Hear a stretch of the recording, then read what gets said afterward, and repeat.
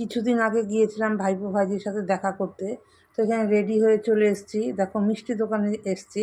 এটা আমাদের এখানকার একটা বড় মিষ্টি দোকান। সেখানে এখানকার মিষ্টি আমার ভাইপো ভাইজি আমাদের বাড়ির ওরা সবাই পছন্দ করে। তো আমি কি করি, যখনই ওখানে যাই এখান থেকে আমি মিষ্টি নিয়ে যাই। তো ভাইজি পছন্দ করে কমলাভোগ আর ভাইপো পছন্দ করে সন্দেশ। তো মিষ্টি নিয়ে চলে গেলাম টোটো ধরে বাস স্ট্যান্ডে। আর এখানে দেখো আমাদের এখানে যে পার্কটা হয়েছে ঝিলের পাড়েই, পার্কটা না ভীষণ সুন্দর হয়েছে। তোমাদের সাথে একদিন শেয়ার করব, যখন আমি ওখানে যাব একদিন ভিডিও করে শেয়ার করব। তারপরে দেখো ম্যাজিক গাড়ি ধরে চলে এসেছি, বালি ব্রিজ পার করে চলে আসলাম বাড়িতে। এবার এসে আর কি বলতো, এই রোদের মধ্যে না এই টাইমে বেরোতে না খুব কষ্ট হয়। তবু আমি আবার ফিরবো, তো তাই এই টাইমে বেরিয়েছি।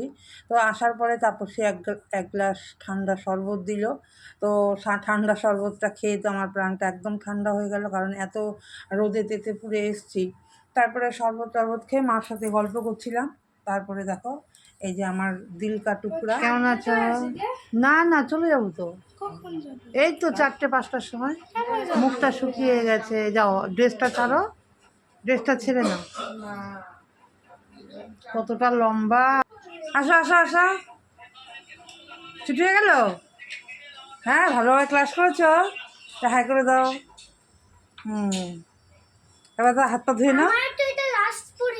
ও পরীক্ষা ছিল? ও কি পরীক্ষা, কি পরীক্ষা? ভালো হয়েছে? কেমন হয়েছে বলো একটু, এদিকে তাকাও। ভালো হয়েছে? সব পেরেছো লিখতে? হ্যাঁ হ্যাঁ, ধুয়ে আসো, যাও। তারপরে দেখো আমার দিল কা টুকরা ভাইপো ভাইজি ওরাও স্কুল থেকে চলে এসছে। আসলে না কি বলতো, এই রোদের মধ্যে বাচ্চাদের স্কুলে যাওয়া খুবই কষ্টকর, কিন্তু যেতে তো হবেই। একদম দুজনের মুখটুকে একদম শুকিয়ে গেছে। তো তারপরে দেখো একসাথে বসে সবাই খাওয়া দাওয়া করে নিলাম। খাওয়া দাওয়া করে তো সন্ধ্যাবেলা আমি বেরিয়ে গেছি। ফেরার পথে আমি আমাদের বেলঘরিয়া স্টেশন বাজারের সামনে এসছি। তো এখান থেকে তো আমার গোপুর জামা কাপড় কিছু নিয়ে নিলাম।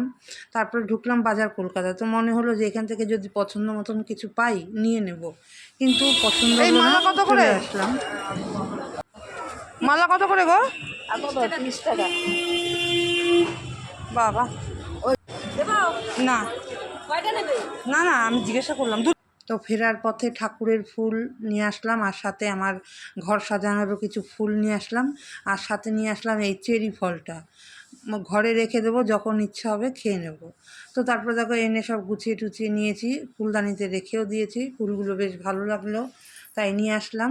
তো তারপরে দেখো এবার রাতের খাওয়া দাওয়াটা তো করতে হবে, তাই এখানে রাতের খাওয়া দাওয়া করার জন্য রাতের খাবারটা রেডি করে নিলাম। পরোটা আর ছোলার ডাল করেছিলাম, সেটা দিয়ে তো রাতের খাওয়া দাওয়া কমপ্লিট করলাম। তো আজকের দিনটা তো ভালোই কাটলো, ভাইপো ভাইজির সাথে মার সাথে গিয়ে কাটালাম দিনটা, বেশ ভালোই কাটলো। আর তবে কি, এই গরম তো, গরমের মধ্যে একটু কষ্ট হয়, তো কষ্ট হলেও কিছু করার নেই, যেতে পারলে তো ভালোই লাগে, তাই না?